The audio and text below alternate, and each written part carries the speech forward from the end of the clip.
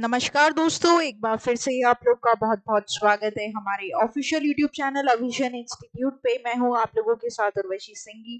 और आज का जो हमारा टॉपिक ऑफ डिस्कशन, जैसे कि आप लोग स्क्रीन पर देख पा रहे हैं दोस्तों, आज हम बात करने वाले हैं top 10 current affairs based on 19th of अगस्त 2023। आगे बढ़ने से पहले दोस्तों मैं आप लोगों को बता दूं कि हम इस सेशन में ना केवल एमसीक्यूज की डिटेल्स डिस्कस करेंगे, बल्कि किस तरीके पर उन पर क्वेश्चंस बनते हैं, एमसीक्यूज आप देख सकते हैं एग्जाम पॉइंट ऑफ व्यू पर, ये भी हम यहाँ पर डिस्कस करेंगे। तो एंड तक इस वीडियो को जरूर देखिएगा और जो हमारे चैनल पर नया जुड़ा है सब्सक्राइब करना ना भूले। तो चलिए फिर स्टार्ट करते हैं आज के हमारे सेशन का। पहला न्यूज है दोस्तों, renowned Malayalam director screen writer Siddique Ismail dies after heart attack. Right, तो एक बहुत ही रेनाउंड मलयालम के डायरेक्टर और स्क्रीन राइटर सिद्दीकी इस्माइल, ठीक है, इनका यहाँ पर क्या हो चुका है, देहांत हो चुका है दोस्तों। 63 इयर्स ऑफ एज थी। इन्होंने बहुत सारी मेकिंग बनाई है मूवी, जैसे फ्रेंड्स 2001 में, एंजल यहाँ पर 2004 में, कलावन 2011 में, भास्कर ओरू रास्कल यहाँ पर आपका 2018 में, ठीक है। और यहाँ पर मैं आप लोगों को बता दूं कि ऐसी ऑर्बिचुरीज आपके एग्जाम में इंपॉर्टेंट रहती है और किस तरीके से आप यहाँ पर क्वेश्चन एक्सपेक्ट कर सकते हैं। तो Siddiqui Ismail who has recently been passed away belongs to which of the following field of interest? तो यहाँ पर करेक्ट हो जाएगा, he is a renowned director as well as he is a great writer also, right, script writer और screen writer. आगे बात करते हैं न्यूज नंबर 2 के ऊपर, जो कि एक इंपॉर्टेंट अपॉइंटमेंट यहाँ पर दिखाई दे रहा है दोस्तों मुझे, जो आपकी एग्जाम पॉइंट ऑफ व्यू से काफी इंपॉर्टेंट रहेगा। और इसी के साथ साथ ना केवल यहाँ पर हम बात करेंगे करंट अफेयर्स की, बल्कि स्टैटिक अवेयरनेस की न्यूज को भी साथ में लेकर चलेंगे। तो श्री संजय कुमार अग्रवाल जी, ठीक है, इन्होंने चेयरमैन की पोजीशन यहाँ पर टेक ओवर की है in the CBIC, central board of indirect taxes and customs. तो यहाँ पर आप लोगों को ध्यान रखना है कि सीबीआईसी के चेयरमैन यहाँ पर कौन अपॉइंट किए गए हैं, तो यहाँ पर अपॉइंट किए गए Sanjay Kumar Agarwal. Agarwal succeeds Vivek Johri, who superannuated as CBIC chief on May 31st. In an order issued August 5, the Finance Ministry had appointed Agarwal, who was holding charge of CBIC member compliance. Right? तो काफी important ही हो जाता है, ठीक है। साथ ही साथ ये भी आप लोग ध्यान रखना दोस्तों कि सीबीआईसी है क्या, मैं आप लोगों को बता दूं तो सीबीआईसी बेसिकली एक स्टैट्यूटरी बॉडी है, मिनिस्ट्री ऑफ फाइनेंस की यहाँ पर जो नोडल बॉडी रहती है वो है, ठीक है। और यहाँ पर इसकी रिस्पॉन्सिबिलिटीज ये है कि जितना भी इंडायरेक्ट टैक्सेस होता है इंडिया में उसको एडमिनिस्ट्रेट करता है, चाहे कस्टम्स हो, चाहे सर्विस टैक्स हो, सेंट्रल टैक्स हो, जीएसटी हो, सब इंडायरेक्ट टैक्स है, आपको पता होना चाहिए बात, ठीक है। जीएसटी भी हमारे लिए इंडायरेक्ट टैक्स ही है, तो ये काफी इंपॉर्टेंट यहाँ पर रहता है। हालांकि ये पूरी इंडायरेक्ट टैक्सेस को देखता है हमारे इंडिया की, ठीक है। इवेजन, टैक्स इवेजन को प्रिवेंट करता है, स्मगलिंग को प्रिवेंट करता है, लॉज एंड रेगुलेशंस को इम्प्लीमेंट करवाता है इंडायरेक्ट टैक्सेस के थ्रू। साथ ही साथ यहाँ पर जो टैक्सेस में चेंज होने चाहिए वो भी सीबीआईसी यहाँ पर क्या करता है उसको बताता है। तो यहाँ पर सीबीआईसी के चेयरपर्सन कौन हो जाएंगे, विवेक जौहरी जी। और सीबीआईसी को फाउंड कब किया गया था, तो 1 जनवरी 1964 में यहाँ पर इसे फाउंड किया गया था, ठीक है। तो dash has taken charge as a chairman of CBIC, तो करेक्ट हो जाएगा यहाँ पर संजय कुमार अग्रवाल। सीबीआईसी का फुल फॉर्म भी जरूर याद रखिएगा दोस्तों, आपके एग्जाम में ये भी क्वेश्चन बन सकता है। आगे बात करते हैं न्यूज नंबर 3 की, जो कि मोस्ट इंपॉर्टेंट न्यूज है आज के इस सेशन की, क्योंकि ये आपके बैंकिंग अवेयरनेस और फाइनेंशियल अवेयरनेस के पॉइंट ऑफ व्यू से काफी इंपॉर्टेंट रहेगी, ठीक है। तो public sector bank and most private banks collected 35,000 crores for non maintenance of minimum balance and other services. दोस्तों आपको पता है कि जो बैंक्स है ना जिनमें आप अपना पैसा जमा कराते हैं, बहुत सारी चार्जेस लगते हैं, क्वार्टरली चार्जेस, सर्विस चार्ज, फिर उसके बाद वो मैसेज वाला चार्ज लगता है, कुछ मिनिमम बैलेंस नहीं मेंटेन किया उसका चार्ज लगता है। तो उन चार्जेस को मिलाकर 35,000 करोड़ रुपए प्राइवेट और पब्लिक बैंक आज तक जमा कर चुकी है, ठीक है। As per the finance ministry report, both state owned bank, that is your government banks and the private leading banks have earned more than 21,000 crore in fees, primarily or the account holders failing to maintain the minimum balance। तो यहीं पर बात करूं मैं, अगर minimum balance जैसे मान लीजिए किसी बैंक में 1,000 होता है, किसी बैंक में 2,000 होता है, एचडीएफसी बैंक में 10,000 भी होता है, ठीक है, ऐसी बड़ी बड़ी बैंकों में। तो अगर आप इसे फेल करते हैं मेंटेन करने के लिए तो उस पर कुछ चार्जेस यहाँ पर कटते हैं, तो उन चार्जेस को मिलाकर आज तक 21,000 करोड़ रुपए यहाँ पर जमा कर चुके हैं, ठीक है। फर्दर मोर अगर मैं बात करूं कि जैसे मान लीजिए कि एटीएम है, जैसे मिनिमम 3 ट्रांजेक्शन और minimum 5 transaction metro non metro को मिलाकर अगर मान लीजिए इससे ज्यादा कर लिया तो कुछ चार्जेस करते हैं। तो ऐसे चार्जेस को मिलाकर आज तक 8,000 करोड़ रुपए बैंक यहाँ पर जमा कर चुकी है, स्टिपुलेट यहाँ पर कर चुकी है। ठीक है, अच्छा एसएमएस सर्विस भी लगता है। ठीक है, उसकी बात करें तो 6,000 करोड़ रुपए यहाँ पर देखने को मिला है। तो काफी बड़ा अमाउंट यहाँ पर दोस्तों देखने को आपको मिल रहा है कि कितने चार्जेस यहाँ पर बैंक क्या कर रहे हैं, लगा रहे हैं और यहाँ पर इकट्ठे किए जाते हैं। ठीक है, एटीएम ट्रांजेक्शन चार्जेस तो एवरेज मंथली मिलता ही मिलता है बैंकों को, डिपेंड करता है बैंक टू बैंक, खैर ये भी आप ध्यान रखिएगा। ठीक है, और सब्सिक्वेंटली 21 रुपए पर ट्रांजेक्शन यहाँ पर लगता है। ठीक है, ये भी ध्यान रखना। जैसे मान लो कि अगर आप नॉन मेट्रो में हो, 5 के बाद आपने कोई ट्रांजेक्शन कर ली, ठीक है, अदर नॉन एटीएम से, नॉन बैंक एटीएम से, तो 21 रुपए पर ट्रांजेक्शन यहाँ पर लगता है आपका, है ना। तो ministry of state in the finance ministry कौन हो जाएंगे? भगवत कराड़ जी हो जाएंगे, ये भी ध्यान रखना। और यहाँ पर ये बात आप लोगों को ध्यान रखनी है कि जो टोटल फंड आउटले जो कि कलेक्ट किया जाता है बैंक्स का from resulting of customers failing to maintain the minimum balance required on their accounts, that is 21,000 crores, right?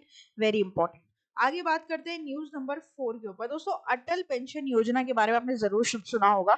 इसमें करीबन 5.25 करोड़ लोग और सब्सक्राइब किए हैं। ठीक है, तो यहाँ पर over 5.25 crore subscribers enrolled in Atal pension Yojana. अब क्या है ये? It has reached a remarkable milestone as it completes 8 years of successful implementation, gathering an impressive enrollment of over 5.25 crore subscribers.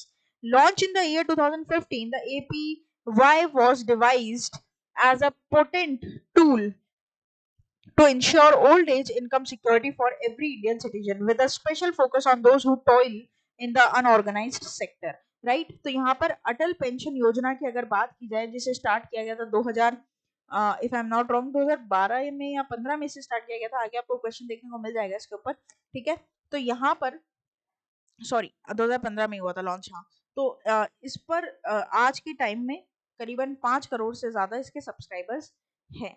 ठीक है, इसके बारे में और बात करेंगे, यहीं पर इसको नहीं छोड़ेंगे। अटल पेंशन योजना जो नेशनल वाइड इम्पैक्ट इसका पड़ता है, ये ध्यान रखना आप। और इसका पर्पस क्या है? देखो, सबसे बड़ी बात है कि किसी किसी को तो ये भी नहीं पता होगा कि मैम इस स्कीम को बनाया क्यों गया है। तो देखो, बेसिकली इसका जो पर्पस है वो ओल्ड एज इनकम सिक्योरिटी को लेकर है।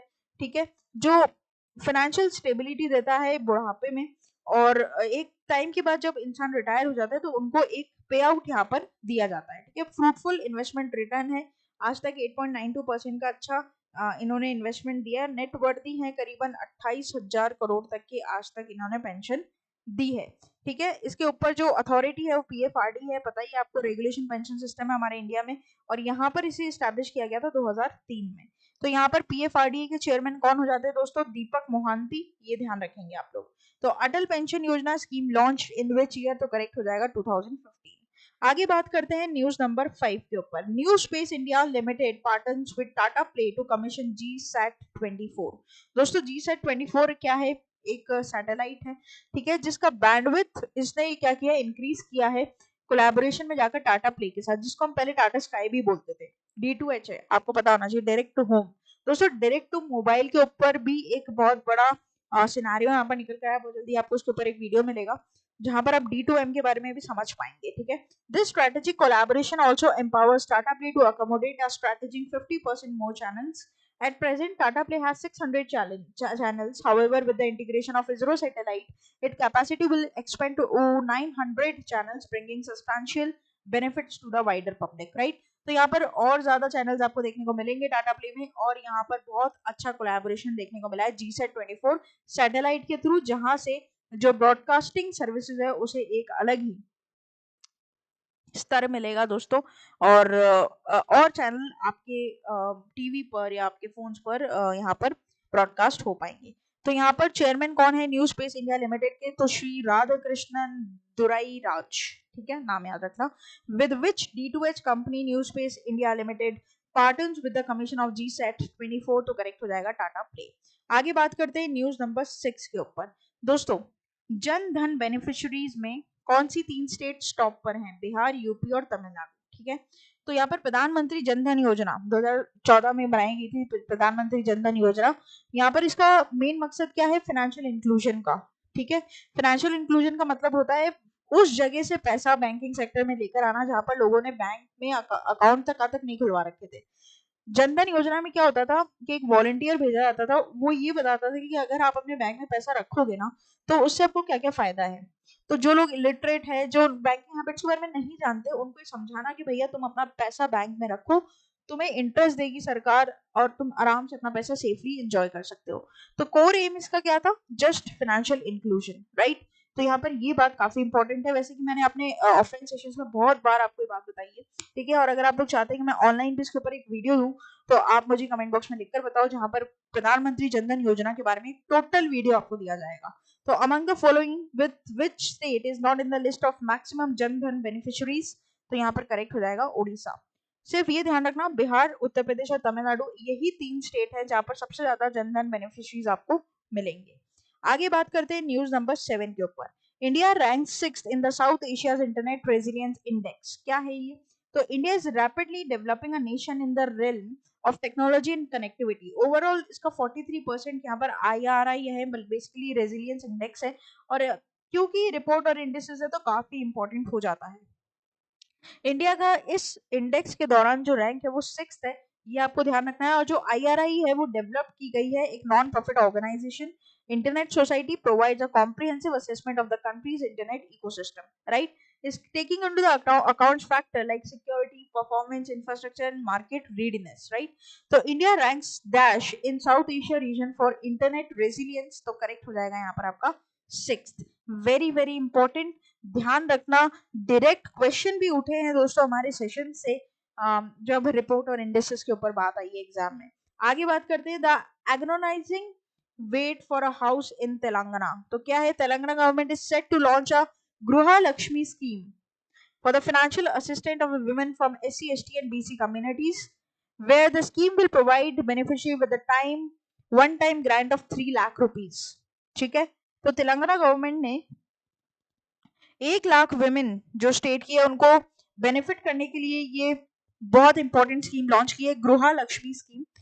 इसके लिए एक महिला किस तरीके से एलिजिबल हो सकती है कि वो रेजिडेंट होनी चाहिए तेलंगाना की, वो SC, ST, BC कम्युनिटी की मेंबर होनी चाहिए, 18 साल की उम्र उनकी होनी ही होनी चाहिए, and not have received any financial assistance under the scheme in the past, and have a valid Aadhaar and the caste certificate. तो ये अगर डॉक्यूमेंट्स पूरे हैं तो गृह लक्ष्मी स्कीम में 3 लाख रुपए तक का एक टाइम पे ग्रांट आपको मिल जाएगा। तो which state government is set to launch the Gruha Lakshmi scheme 2023, तो करेक्ट होगा तेलंगाना। आगे बात करते हैं न्यूज नंबर 9 के ऊपर। दोस्तों श्रीनगर डिस्ट्रिक्ट को टॉप परफॉर्मिंग डिस्ट्रिक्ट माना गया है जल जीवन सर्वेक्षण में, ठीक है। यहाँ पर 135 घरों में हर घर जल सर्टिफिकेट दिया गया है। उसमें श्रीनगर डिस्ट्रिक्ट को JJS जल जीवन सर्वेक्षण के तहत बेस्ट डिस्ट्रिक्ट रिमार्केबल रिकॉग्नाइजेशन यहाँ पर मिली है 2023 के लिए।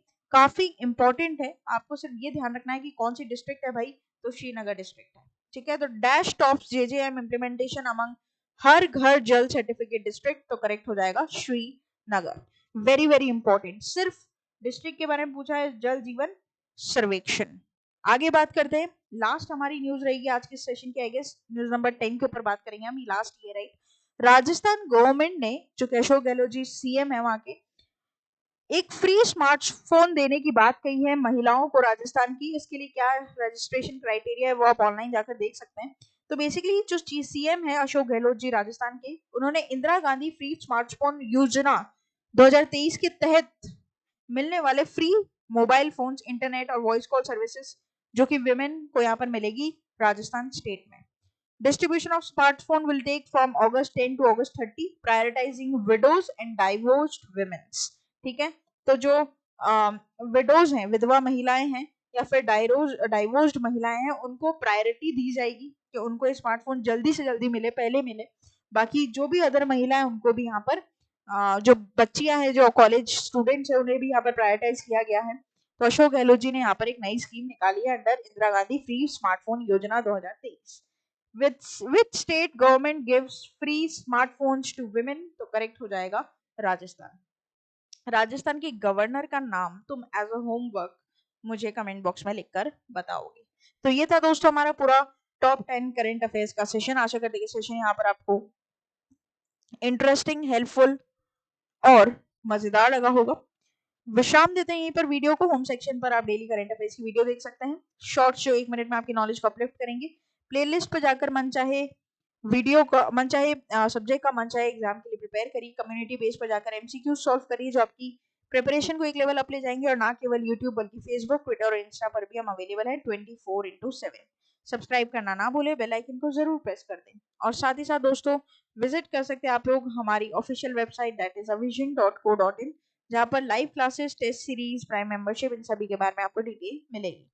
कोई भी प्रॉब्लम होती है व्हाट्सएप के थ्रू कनेक्ट करिए और मेरे साथ आप लोग डायरेक्टली जुड़ सकते हैं दोस्तों टेलीग्राम चैनल पर। तो फिर देर किस बात की, जुड़े रहिए, बने रहिए और देखते रहिए आगे वाले और फ्रूटफुल सेशंस। तब तक के लिए thank you so much and have a nice day.